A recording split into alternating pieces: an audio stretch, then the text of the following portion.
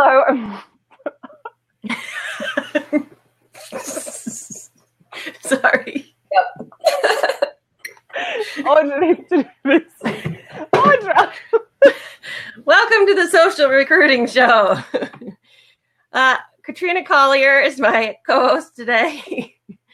And she's a trainer, speaker, sourcer, everything extraordinary for social media recruitment. Oh my God, I can't believe you just did that.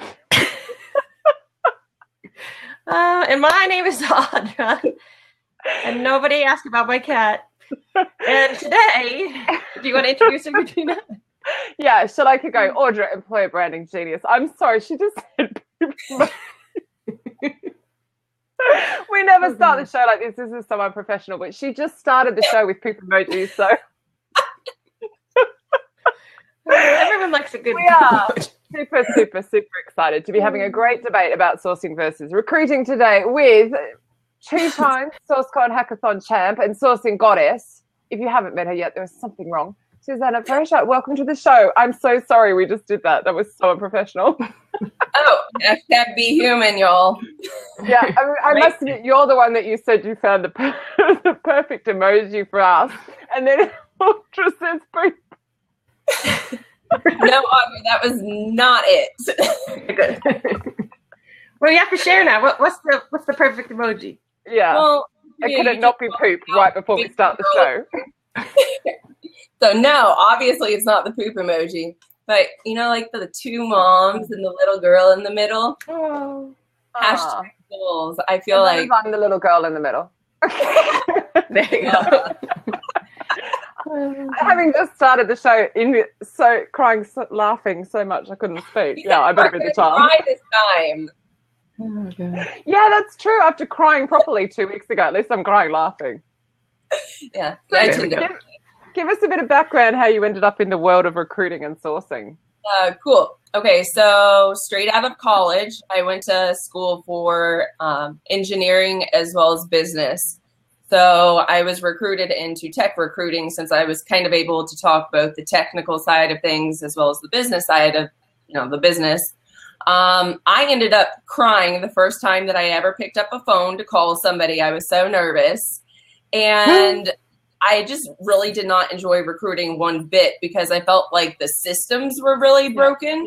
So I was having all these intense, potentially life-changing conversations and then documenting them, and they were like lost in the abyss. So I really felt like I was wasting my time and their time. And I pieced out to Thailand and taught English for a year. And yeah. Whereabouts in Thailand? What was that? Whereabouts in Thailand? Phuket. Okay. Yep, nobody knows where it is, even the bus driver. I was hoping you'd say like Krabi or Phuket or somewhere. No, really like that. No, I basically a little small rural community. Anything like no air conditioning, no concrete floors. Like how it was un-American. Yeah, I'm an extremist apparently. So when I moved back home, I knew I didn't want to be a recruiter again, but that was kind of like the easy in since that's the space I already knew. So I started going to grad school at night for teaching because I learned to love that when I was in Thailand. But I was also a full-time recruiter, and that migrated into me being a sourcer as well. And then I got recruited as a sourcer and sold out to the man, and here I am. Yep. Sold out to the man. I did it. Yeah, teaching kindergarten, not very lucrative. Yeah. Yeah. But now I get to apply like the things that I learned teaching into my current role, and I love like training when it comes to best practices with recruiting and sourcing and all that sort of stuff. So that's kind of what tickles my fancy the most. And I think that also holds you in good stead as well because you speak and you're part of the fabulous SourceCon community, and by having that background, it's easier for you. It's sort of you can get your point across. That's why you're good at it. Oh, wait. Okay. You guys are giving we might have started unprofessionally in giggles of laughter, but we actually quite respect you. Sorry about that. That is How did you get so funny. How did you get so good at the like mystery and the hackathon stuff? Does that just come natural, or did you have to learn that? I love a good challenge. I'm very competitive, and I guess I was just raised like that. So whenever I participated in my first hackathon, I was like, holy cow, there's so much that I don't freaking know how to do. And I didn't know that I didn't know these things because I never had to recruit or source under those circumstances. And so that kind of opened my eyes to like, I must learn everything. And then the next hackathon I won. So that kind of fueled the fire for me to win. Yeah. But I really didn't have an option about winning last time because my husband was there and he's even more competitive than I am. And that poor man sat like in the corner of the hackathon room the entire time, like texting avidly to all of our family, like, she's still in it, guys. Like, no chance she's gonna lose this. Oh my like, God. No pressure. Go get a beer at the casino, man. Like, Yeah, go be normal. Stop being supportive. What's wrong with you? Go away. Wow. It was really supportive, but I didn't have an option. I had to, claim the B again. Hey, so just before we came on air, Shamilia, your name might have got mentioned and then something about a poop emoji that were not related. But it did start with you. So welcome. You got a fangirl over here. Susanna is a huge fan. Well, how could you not? She's so like, I can't wait to meet you. Technically, it's her fault I cracked up laughing, right? Because we started with this conversation about emojis and really. That's right. It was her fault. Yeah. Yep. So we were giving you this huge compliment. So, yeah. Yes. Now, is your husband in the field too, or was he just going on the trip with you? Both. No, that was SourceCon was actually my first time speaking. So he was there to, support me in that way, but he's also able to speak the language. We met each other when I was straight out of college in my first tech recruiting role. He was a salesman and I was a recruiter. And he is the only man that I have canceled 3 lunch meetings on because I couldn't form a sentence properly. I just had this big work crush on him. And now we're married. Yep. And I followed the hashtag finally Frazier, right? Yes. Yeah, it took him long enough. And when I was like, define long enough. Yeah, 5, 6 years, something like that. Yeah, that's long enough. Okay. Yeah.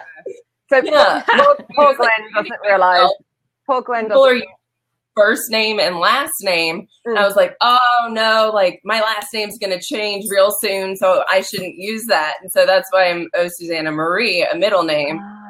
Like Susanna Frazier for so darn long. That's hashtag awesome. Right, now Glenn, you must understand that we don't go into every hack under the sun here. That's not what we're about. We're more about a chit chat about the world in general. So just in case you're expecting that. Who else is written? There are other comments as well. Why has Mike Chwidian written, I can never go to another blackjack table unless Susanna is there? You're good at I can bet she's good at it. Dude, he's a fun man to gamble with. I tell you what. And it's because we win. That's why. Got you. Yeah. And also, are you in Amsterdam in September? I'm being asked by Shamilia. Yeah. Yes, I am. Is that for Sosu? Awesome. Yes. Okay, cool. Now I've got it. I'm so freaking pumped. God, everybody's here. Mark's calling you a card counter. This is a busy show. This is awesome. You can't see the comments? Card counter. Dang it. Hi, guys. Oh, weird. You should be able to see Usually the comments. you can see them. I don't know how. Yeah, I know. Wait. You work it out. Something over the top right. You have to scroll over so today. Oh, and now Erin Stevens wants to know how you haven't met if you're in Louisville. So the proper stalking is you have to meet Erin. But where are they? Erin, we need you to see the She's side in. chat. Michael Cox said this side chat is the real show, and he absolutely knows. So anyway, let's get to the topic. Drum roll, please. Sourcing versus recruiting. Why did you want that topic? Why did you want to have a fight about that? Don't you think it's all the same? Oh, hell no. You told me to be real. No, I do not. I think that, well, first off, like my career trajectory was recruiter and then sourcer, and typically it's the other way around. So I think that's kind of interesting, where people don't necessarily see sourcing as more valuable than recruiting and a step above, or like, how they stack against each other, but also like the different responsibilities. It's not consistent what a sourcer does versus like the handoff with recruiter. Yeah. So I think that's another something like, what exactly should a sourcer be doing? Should they be phone screening individuals? How should they prioritize which jobs they work on for recruiters? There's a lot there that just, I think, gets people fired up. Yeah. Or at least it's me. It got Audra so fired up, she disappeared. Yeah. Peace out, girlfriend. I feel ya. Oh my God, the comments are just going nuts down the side and slightly distracting me at the same time. I want to be distracted. Golly. So what do you say to people that go, if you went from recruitment back to sourcing, like you went backwards, and do you get like a little hostile with them? Because I would. But Of course. I tend to be a little opinionated. But no, I was recently on a call with Facebook, of all companies, which I find very reputable and esteemed and whatnot. Yeah. And they were talking to me about how they are now changing their own internal perception of sourcing, and how it doesn't have to be a step back from a recruiter going down to a sourcer. And it was the first time like a major corporation has shared that with me. And I was like, finally, like, that's so refreshing.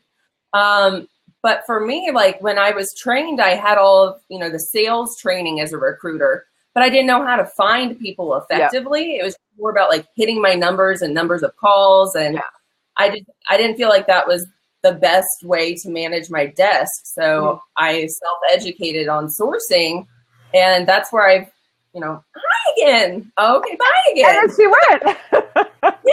Sorry, I'm back for good now. That was my mistake.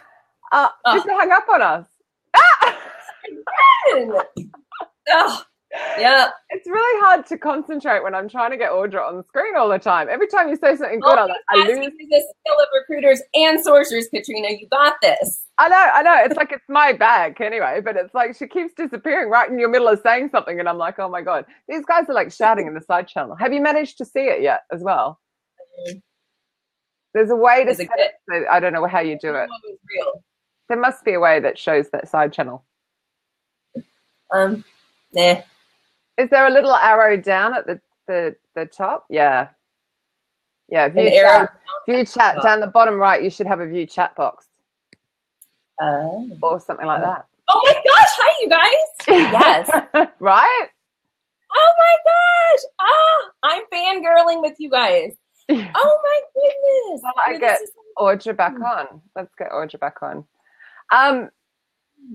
Fairly sober today. Good questions on here, and a lot of good emojis. Yeah. Louisville in the house, girl. I don't know how. I've never met another sourcer in Kentucky. So, Aaron Stevens, I'm gonna stalk you. Is Aaron just sourcer? Is Aaron also recruiter and sourcer? Oh, well, how about you define the difference? So, in your words, what you think the difference is? Yeah, and so, hey again. We're just gonna ignore Audra. So obviously, like before this show, I, as a sourcer myself, I did a lot of back end research. I'm like, so what do people feel like the differences are? So in my words, I would say that sourcing is more of, what did Jan call it in an article? He said that we're more like the bounty hunters. Yeah. So I really liked that because my friend Michael Krause was actually a bounty hunter, and now he's a sourcer. And I never thought like we would both be bounty hunters, but now we are. Yeah. Shout out to him. So I feel like we're more of the bounty hunters in terms of really targeted searching for either passive candidates or hard to find niche fills, and not as widespread as like a more general recruiter. I feel like recruiters really handle the relationship with the hiring manager. For me, I don't do phone screens. That's like a hands down, will not, shall not do. Okay. Again, pride this time that I picked up a phone. And a lot of sourcers do phone screens. So why I don't do that. I feel like my time's more valuable spent on the computer, doing that research, finding those candidates, targeting them, crafting messages to them, et cetera, et cetera. But if I pick up the phone and I call them, that's another step in the candidate experience in the process. I feel like it really prolongs that. So different strokes for different folks, but no, and it's funny, when I was on the Sourcing Challenge show with Mark Lundgren, he was like shocked that there were sourcers out there that didn't do phone screens. So I guess I'm in a good position because I don't. So we met in Anaheim, right? So when I asked the room who made contact, practically every hand went up. Yeah, and I was like, no, no way, I'm not doing that. Hands. No. That makes sense to me. You're more like a researcher, I think. Yeah. No, because I do the initial outreach via email or whatever sort of platform messaging that I can find. And then I do hand them off to the recruiter in a very a warm way. So essentially I schmooze the candidates by saying, because in my opinion, if I've targeted them so intensely, they are worth the recruiter talking to without the recruiter approving them beforehand. So when I'm passing them off, I say, actually, instead of speaking with me, I just shared your profile with the recruiter, and they're so excited about talking to you that I want to go on ahead and set the two of y'all up to talk. And then I just make that. So you're not making contact. You're just not making contact on the phone. Correct. I'm just not chatting with them on the phone. I'm not doing any sort of pre-screening with them because, I feel like I've targeted and screened them in that manner enough that they're worth the recruiter's time. Yep. Okay. David Nicola has an awesome question. Did you hear? I got your surname right, David. Here's a great question here. What does a good sourcer need to have, stroke, or do to be a great one? Ooh, from good to great. That's a good book. That's like McDonald's versus Chick-fil-A, you know? Yeah. But you guys don't have Chick-fil-A, so you don't know. Okay. I know, it sounded posh, though. Okay. It's yummy. Say properly that I just knew where you were going. Oh gosh, like, that experience is phenomenal. So if you get that analogy, I feel like we're on the same page. To go from good to great, I feel like, well, first off, like sourcing as a whole, again, I wasn't educated on that, so I had to go about finding this information. Like, what the heck is a Boolean search? Take that to another step. Learn X-ray search techniques. Don't get caught up in all of the tools. Just find what works for you. And then apply it to your own workflow. So it's really about honing your own space. And just like I always recommend branding yourself, not your company per se. And in that same concept, I feel like you need to brand your own workflow instead of adapting to whatever company that you're going into. So just own yourself and your own education. And I think that's essentially what goes from good to great. Make sense? Yeah, so it's what works for you. The drive, the competitiveness, you do, the not your company. Yeah. Yeah, I like that you're branding yourself. That's quite interesting as well. Well, when I did the whole like Thailand thing, before I left, I was working for an IT staffing company. It was Tech Systems, which is the best, the biggest, the greatest, yada, yada, yada. And then I came back and I was at another IT staffing company that was just local. And we were fishing out of the same pond. And I was like, as a candidate, why would I join this little local company when I'm getting called about the same opportunities from this big boy? So I had to essentially brand more of, because you get, this candidate experience versus, a number. Personal. So but I think people always bind to people. It doesn't, you're absolutely right. So it's just lovely to hear you say that. Okay, I've just seen somebody write, that's a good question, Bilal. So where's the question? Oh, here we go. How do you ensure that the recruiter and the hiring manager are treating the candidate as a sourced candidate, since there is a difference between a passive candidate and one that applies? Oh, that's okay. Ooh, he can come again. We like that. That's an awesome question. I have service level agreements in place with all of my recruitment team. And that's a doozy to actually follow through with and making sure that those SLAs are met. But whenever I do make the initial introduction between the source candidate and the recruiter, I'm also adding them into our applicant tracking system with the source type Susanna and whatever outlet that I did source them under, so that it's very easy for me to search those source candidates.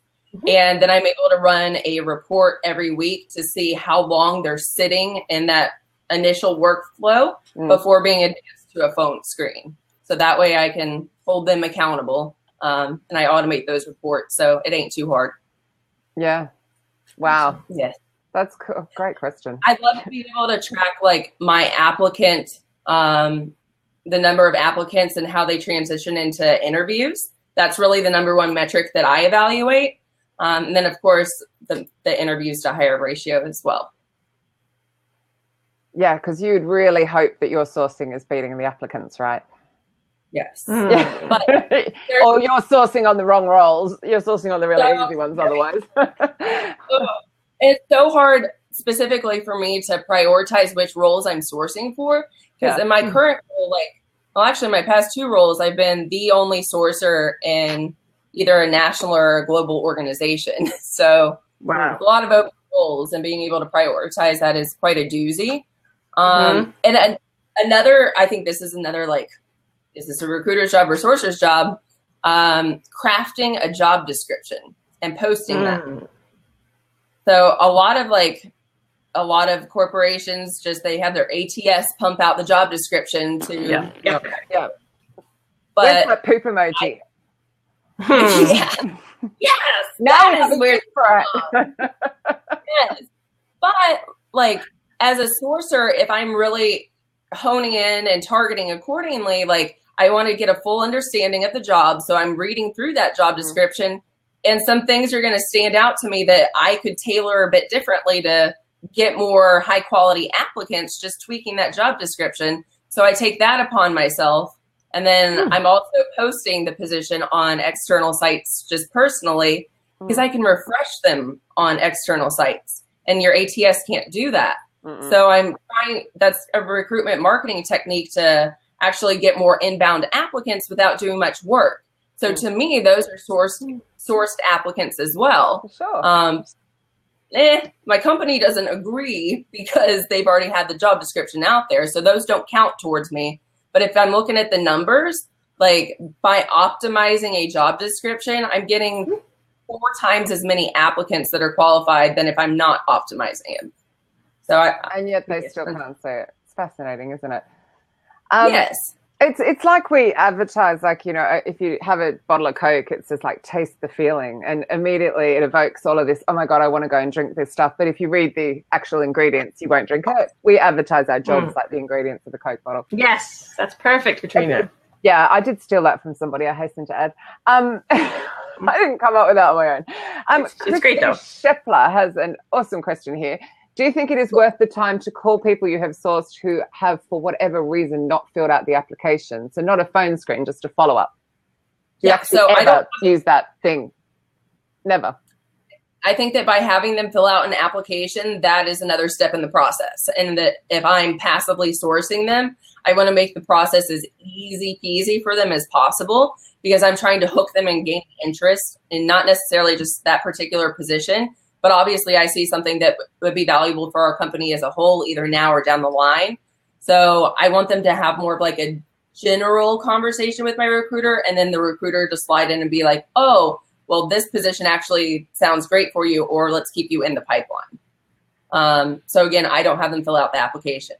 I'm actually uploading them into our PPS myself. Yeah, and it sounds like as a sourcer, you're actually very aware of all of the roles you have going on as well, which I think is taking you from good to great. I kind of, yes and no. I know our target companies, so I don't have to be very aware of this particular roles, but I know more of what our candidate persona as a company looks like. Got you. And there's some good tools that can help you do that, like Seek Out. Just name drop. Oops. Drop. No, you're right to do that. That's all right.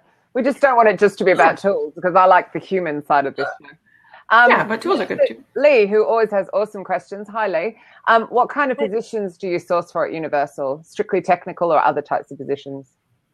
Yeah, so it's interesting. The way that they have our recruitment department structured is that the recruiters support individual functions. So we do have a technical recruiter, a finance recruiter, et cetera, as opposed to before I had recruiters that were assigned to individual business units. across the country. So just different way of modeling things. But it depends on which recruiters need the most help. And in our case, our finance recruiter needs some extra help. So I've been sourcing a lot of finance roles, which I haven't done that so much in the past. Whatever. Always love challenging. Well, you're learning. Yeah. New skill. But I love like Erin, if you don't want to say anything, just put that quite succinctly in the chat column. Now you can see it. Yeah.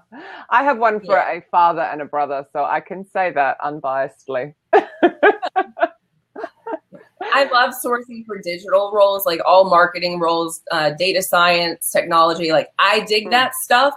So that's kind of not an easy source for me, but like an easy conversation, because it's not so like here's your job, but it's more like I'm interested in what you do. Like let's share a little bit about what we both do.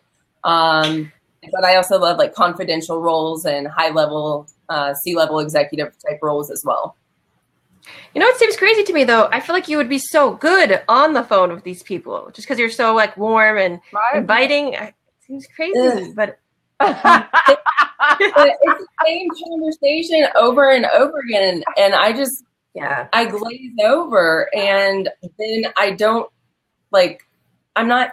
I get frustrated. Like I just don't like it. It's not going to happen, Audra. So I'll talk to you any day, but no, I will not recruit and source you on the phone. So I can understand. I don't think I would like it either. I think the sourcing is repetition, but you find that bit repetitious. Isn't that interesting? Yeah. I feel the same way, Susanna. I would much prefer to go digging and solve a puzzle than talk to people all day long. I like just to do different it all, skills. I like to find them, hook them, bring them through the whole way. I was always full. I love the whole. Yeah. So, well, good for you. I love what Erin's written here. Susanna's a secret introvert. Yeah. I'm INFP. Say that again. So, introverted. Closet introvert. To me, you guys just happen.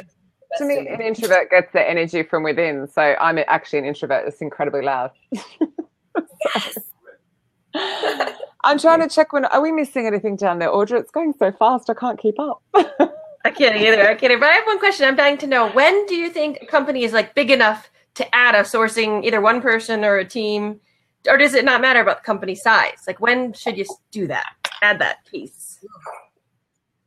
I don't necessarily think that it's about company size, because you got to think like off the top of my head, like Objective Paradigm in Chicago. That's Sarah Goldberg and Ben Solomon, I believe. They work there. They're an agency, and they have a huge sourcing department, but they're recruiting for outside roles. So their company in particular isn't very big, but they're recruiting for companies that are big. So that's just kind of a differentiator, I suppose. But when do you rope in a sourcer? Depends on how fast you want to escalate your business, I guess, from an agency perspective.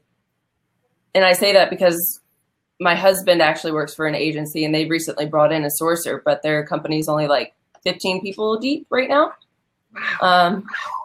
So whenever I worked in agency, I had a resourcer who used to go and do the digging. I mean, admittedly, they dig on the RATS more than the internet because I'm going back that long. But there was always that function in the agency side. I think it's just so near the company. Shamila makes a great point here that she's sourcing for a company that has 30 people. So I think often it can be about the roles they're recruiting as well, because the more challenging, the more reward you're going to get from a sourcer, because they'll understand the projects to pass on, as opposed to an agency who doesn't necessarily get all the information. Or sometimes they really just spray and pray themselves and just pretend they don't. Sorry, whoever I just offended.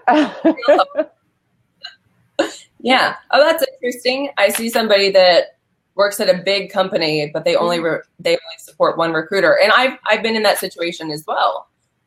So sometimes there is that sourcer recruiter just tight relationship, whereas like I currently am just really spread thin.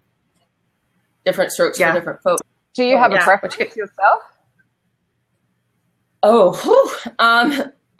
I suppose I do. I'm not sure what that is though, because I've never been given the luxury of deciding for myself.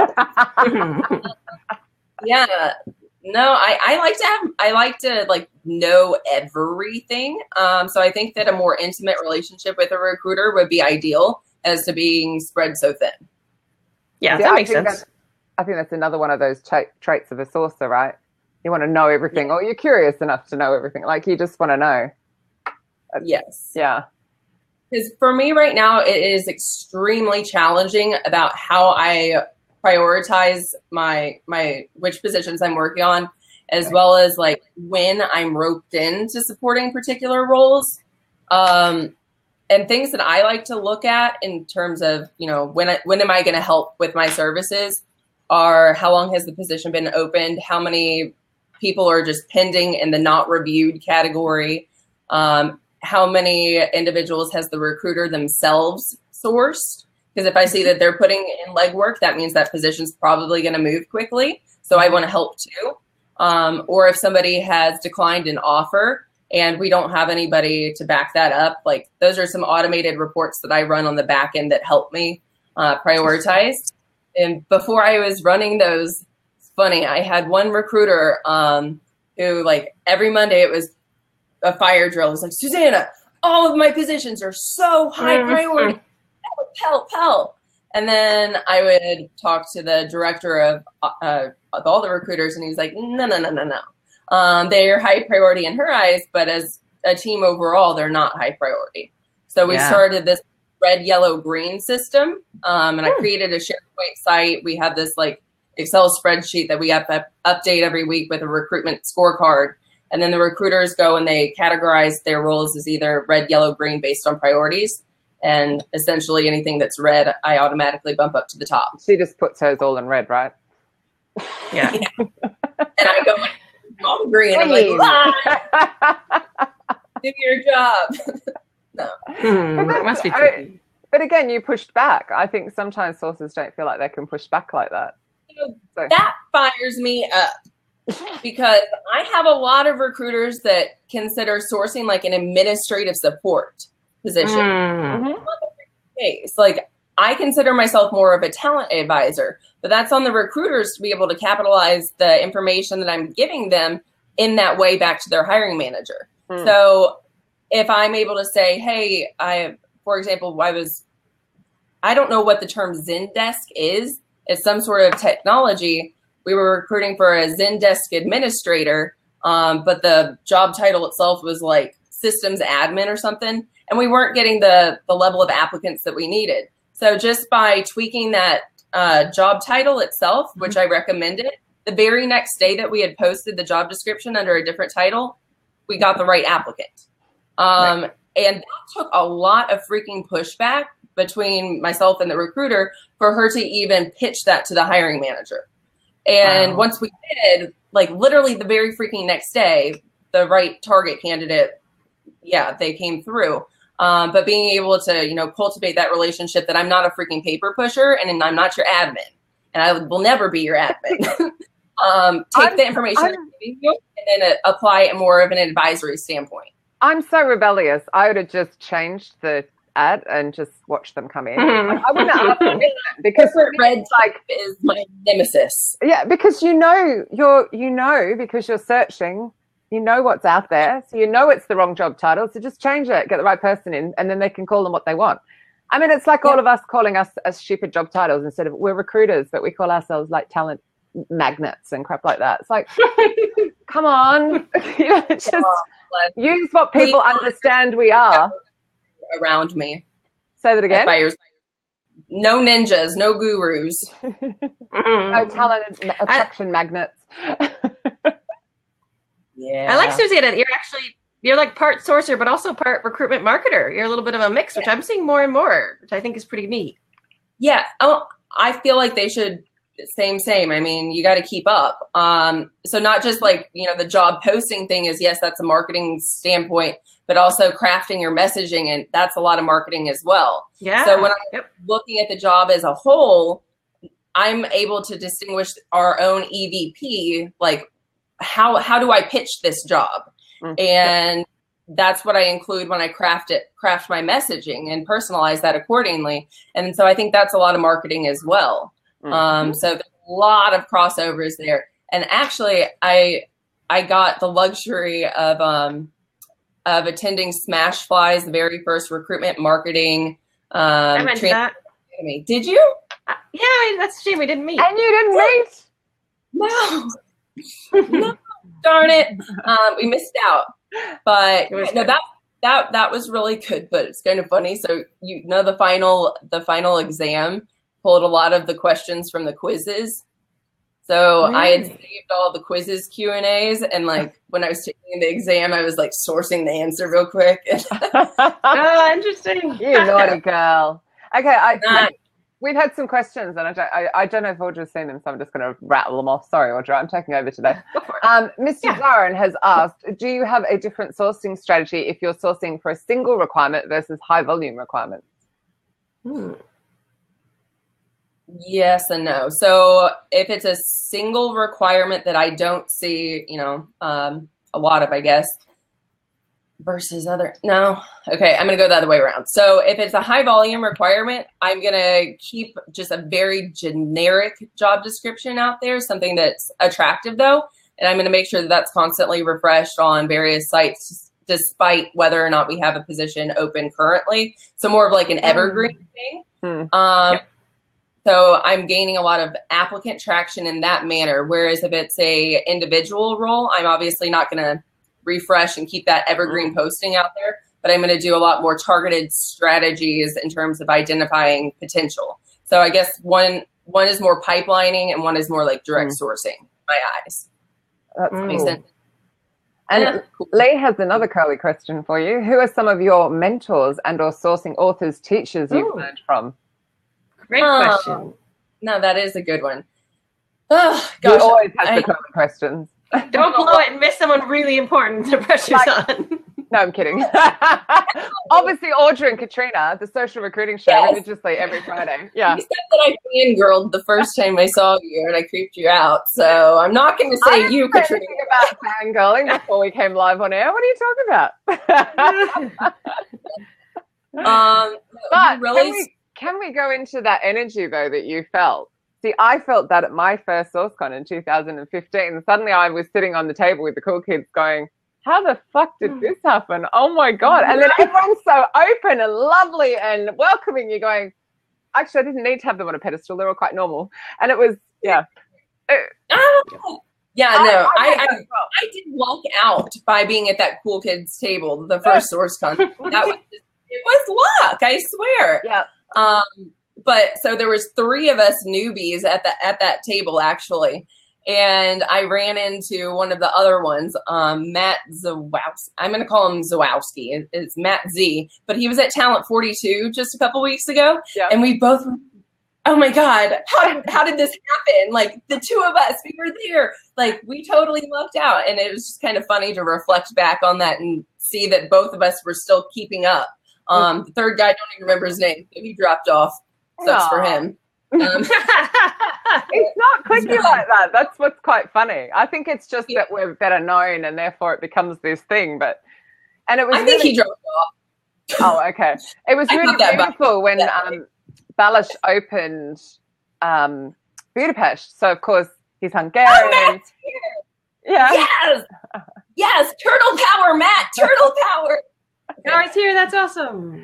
So when Balázs did his opening keynote in SourceCon Europe, which obviously he's so excited, and he was pretty well telling the same story about going to the first one and somehow ending up with the cool kids and then it's opening now. And it was really, really emotional. I ended up in tears in the front row because it was so, I felt like that. I get that. It's too cool. Aww. But everyone's so open and welcoming. It's lovely. It was really nice. So I knew nothing about SourceCon. I'd never been to a conference before. And my manager recommended that I go. And of course I was like, all right, let's do this.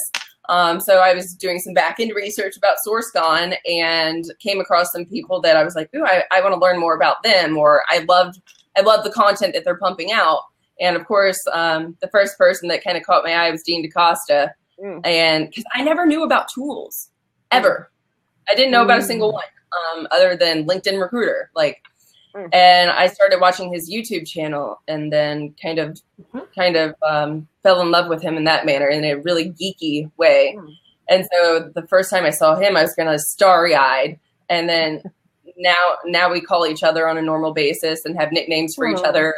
And my kids thought he was Asian because I always referred to him as the king of the nerds, and he got so I don't know. Okay. Now a household name, and that's pretty darn funny to me. Yeah. So yeah, that was what kicked off my sourcing. Did you actually answer that question? So obviously, Dean. Was there anyone else in your fan club and your mentors or authors, or I don't think we ever answered that, did we? No, that was kind of my gateway. Then at that actual SourceCon, what really blew my mind was Holly Mallows. Her presentation kind of opened up my eyes a lot. So I thank her for that. I don't think I've ever mentioned her before.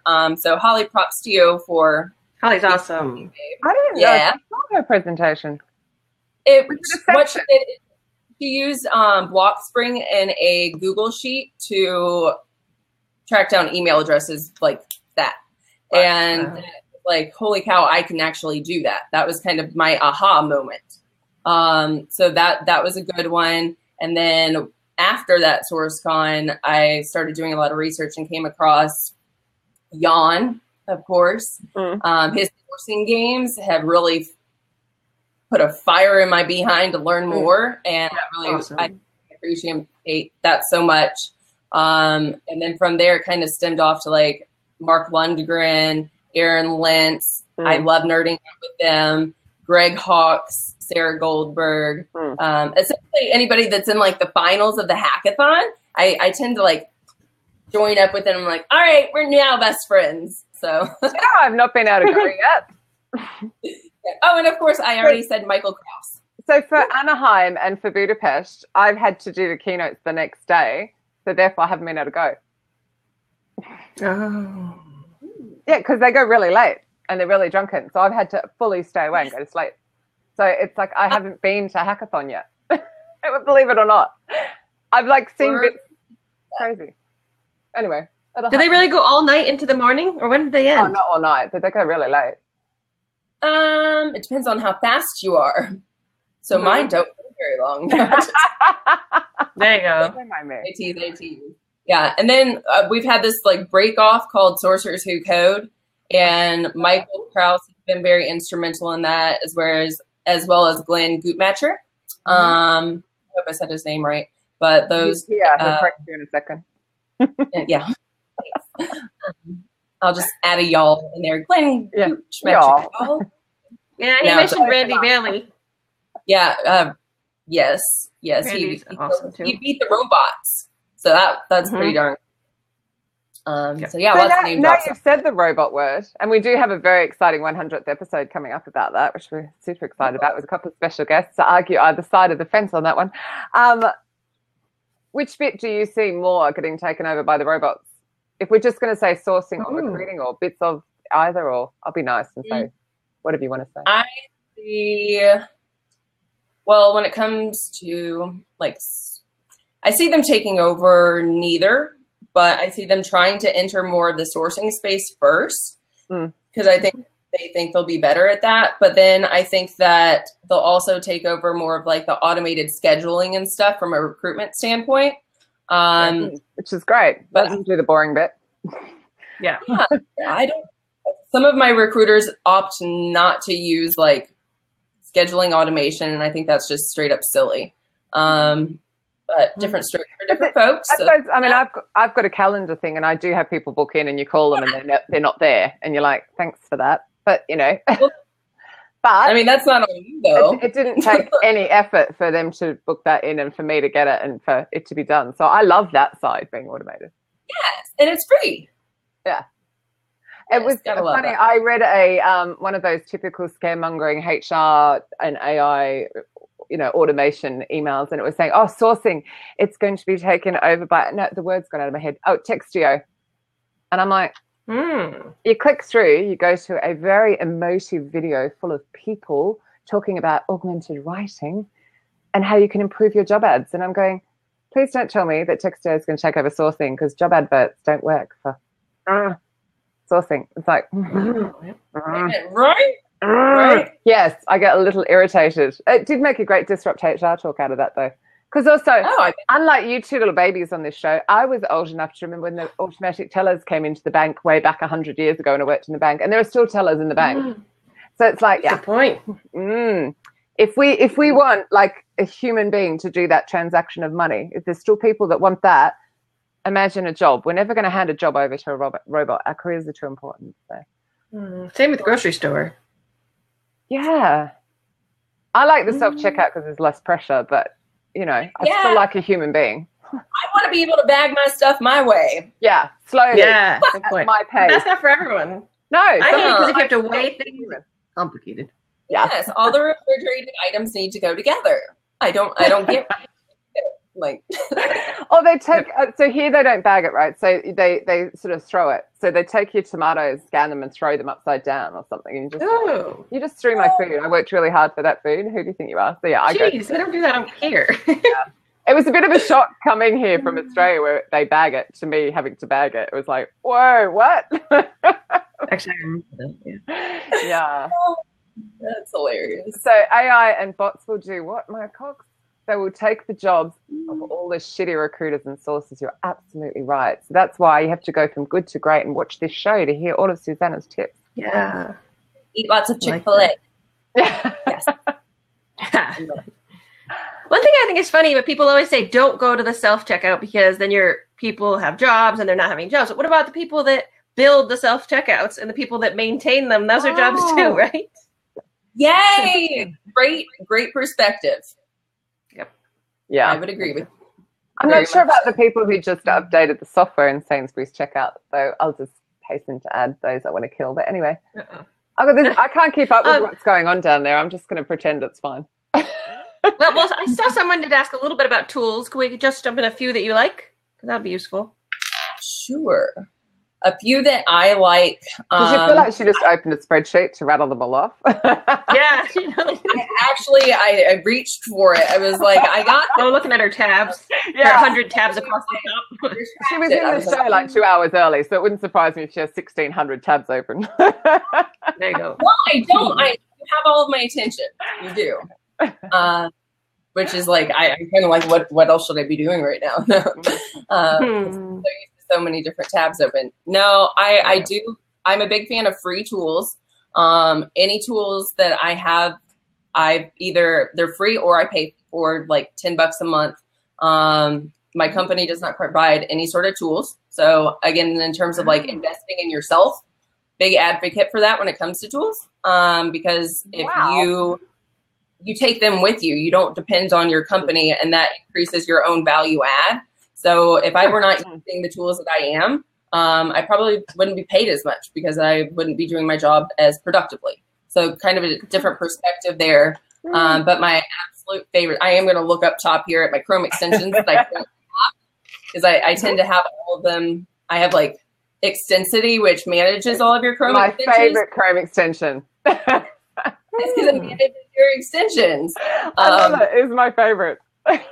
Literally. So I have like my basic extensions that are just kind of always on. Yeah. And I'm looking up here. We have multi-highlighter, intelligence, or what's that called? Intelligence. Yeah, that's the Facebook one. Oh, Facebook have killed it at the moment. Damn them. But anyway, yeah. Oh, they have. I didn't know that. Flip to Evernote. I love that. Save Evernote the pocket. Is amazing. I've started using that recently. Wow. Yes. One tab, bulk URL opener, instant data scraper, data miner, and recipe creator. LastPass for remembering passwords. Grammarly, LinkedIn people search tool. I'm almost done, I swear. Out, Twitcher, FVD. That sounds like wrong. Yeah, that's like if you have 2 Twitter accounts, you can be logged into both of them at the same time. Oh my God, I need that. I need that. Twitter? For Sourcer, what do they show you? 2 things for 2 Twitter accounts. I was not expecting you to say that. Yeah. No, well, I have the SourcersWhoCode, and then I have my own. Yeah, I've got 4. Just, kind of, I guess these are all more of like productivity or general extensions to use, not necessarily for sourcing. Ooh, but I also have like my own tab for shopping, because there's so many Chrome extensions that help you find good deals on whatever it is that you're purchasing. So Wow. I may have just picked up, what was it, WordPress for beginners for like $10 or something. Thank you, Susanna. That was a good find. Yeah, I mean, I'm already really au fait with WordPress, but I just thought I can take it to another level. Why not? Oh, that's funny. Sourcers who shop. Yeah, Boolean bitches. So really basic. funny. That is good. But yeah, in addition to like any sort of extensions and stuff, the freebies that I like are Google Alerts, Indeed Resume Alerts, LinkedIn Recruiter. Again, biggest advocate of Seek Out, Data Miner for scraping. That's really about it. And then of course, like contact finding stuff. There's not really one in particular that I gravitate towards. It's more of like when I cap out of my free limit, I'll just go on to the next one. I find Nymeria to be pretty consistent when it comes to finding personal email addresses on LinkedIn profiles. And they're extremely cheap. So that's actually one that I bought. Nymeria. What's it called again? I have one more. One more. Okay, Frole Deep. And it's FRROLE. Deep Sense is one word. And they give you like a big overview of somebody's digital footprint. So it's not just like their contact information, but it's also all their associated social profiles. And then they analyze that to show you an overview of their personality, like their DISC profile and what have you, as well as like their top creepy. Yeah, and their top in the side box because I didn't catch what you said. I think someone did. Nymeria? Oh no, I've got Nymeria. Yeah. I know that one. Yeah, they. Oh, hi, Carrie. Yeah, Carrie's been very quiet today. Oh, can you do one of those on me? I want to see what it says about me. I want to That's see one fun. of you. So all you either the email address, their LinkedIn URL, or their Twitter handle. Oh, so you did I kill there are 3 different access points that you can use to aggregate all that information. That's pretty badass. Really cool. Yeah. And I'm frozen. Very accurate as well. No, not frozen for me. I can see you. Okay. Sorry, cool. It just when I changed tabs, it didn't like it. Oh, that's really cool. Read Glenn's comment. It said Claudian was an axe murderer and Lundgren was a pedophile. Oh, no. Can I just say, when I pulled up Mark's angry face with the photo feeler rating in my SourceCon presentation, and the entire room cracked up laughing. He's such a good sport because he was 4% likable. I love photo feeler. It's hilarious. Oh, photo shit, feeler? over here. That's awesome. Yeah, photo feeler's awesome. So it tells you if someone's likable? Oh, yeah. Yeah, from your profile picture. Yeah. But the robot said his picture was more friendly than my picture, which I thought was rude. What'd they say about the Some of these only work in the US, by the way, like True People Search and stuff, just so you're aware. Katrina, what did they say about the panda? Oh, I didn't put the panda through, strangely, but the panda did make it in. What was really interesting was the difference between my normal selfie that I use, with the chip paint behind me, very professional, to me with my glasses off and my purple hair on my birthday. I became less professional and less trustworthy and less likable with my purple hair and my glasses off. Wow. Yeah. Aww. Yeah, I'll send you the screenshot. Really funny. Interesting. So it did make me laugh. So interesting you use Grammarly. The one tool I really have been looking at is that Respondable from Boomerang, which is really interesting to play with. So as you start writing a message, it'll tell you how likely somebody will respond. Wait. So that's Boomerang. Yeah, Boomerang for Gmail and Boomerang for Outlook. Yeah. They have this Respondable. It's Friday late here. I'm just throwing that out there. Wait. No, I just wrote that one down. So something that I found with working for major corporations is that they don't like to integrate tools with, typically they use Outlook. And so I'm not able to use any of those darn helpful tools within my email marketing. It's a big bummer. But for personal stuff, I do. So I'll check Respondable out. Oh, yeah. Respondable. I think it's really cool. Do you do much email marketing, or is it more one-on-one? You find the one person, message them, or do you do... Honestly, I do more one-on-one, but I am encouraged by my boss to do more spam-malicious email marketing. Because that works so well. Yeah. Again, trying to remember. Yes. Oh, so frustrating, isn't it? Like job alerts, I don't like. I am not a big fan of. Hey, I just feel like that's so spammy. But I'm encouraged. Well, I think those are a purpose. If someone goes to your career site, they sign up for them with a targeted location and a job category. It's their choice. At least they signed up. It's automated. But for a person to send them, it seems like a total waste. Yeah. Yes. Hey, here's a question, more along the lines of that, but not email marketing, because fuck that. How many times do you follow up? Oh, sorry. That might be the first time I dropped the F-bomb this show. I'm doing quite well then. No, I just love the way Americans always laugh. You go fuck and they go, oh, it's really like, and you all say it, but you just giggle. It's really funny. Anyway, moving on. How many times do you follow up? Thanks, Erin. Yeah. So I like to use different tools that help me follow up and create sequences, such as either Trendly or ZenSource are the two that come to mind. But I like to follow up not just over like InMail, but I like to switch it up between InMail, email, and then maybe I'll tweet at them or something. But typically about 3. Yeah. I have to. It depends on how many people were already in the mix. So if they don't reply after the 3rd, you just cut it? Well, usually I have somebody else that's interested in the job by that time. So, yeah, that's my hope at least. Sure. So, but you're at least on 3 or 4 follow-ups. Yes. But man, I do save when vendors are reaching out to me and their follow-up sequences, because there's some that are so good and I still don't want to talk to them, so I don't respond. But I'm totally like stealing some of their things that stand out to me that like I like, and then I use that. So thank you, vendors. Can you send those to me, because I've never seen one I like. Generally, please email that to me. They're really bad. I've never seen a good one. Yes. If you have a good one, but it's rare. Well, so Crowley Deep Sense actually sent me like a picture of themselves, and it was an onboarding thing, so I'd already signed up, but they were holding up like a whiteboard that said "Welcome, Susanna," and I'm sure that was automated, in somebody's handwriting and whatever. But I actually took like a screenshot of the message and I put it on LinkedIn, and I was like, this is great. Like that is a really good example of personalized messaging. And I've used that as well since then, and it's been very effective. So just taking different tips. Yeah. Why would I want to respond, and applying that to my reach? Yeah. Yeah. I still want you to email me though. But that's like using video instead of just text. Katrina, you're always saying that. I think it's great. When you're reaching out, do you ever... Mark just said that about Lemlist. Yeah, Mark's great about this. Literally yesterday, the very first time this has happened, a candidate texted me. Not a candidate, somebody that wanted to be considered for roles. Like they hadn't applied or anything. But they texted me, and I was like, I'm actually going to, respond to them now. Like texting does work. Yeah. And why not? And I know that is an effective way, but again, I don't be on the phone. I know we just have 2 minutes. I'm sorry. Okay. Yeah. It's flying by. Sorry, just because we just have 2 minutes.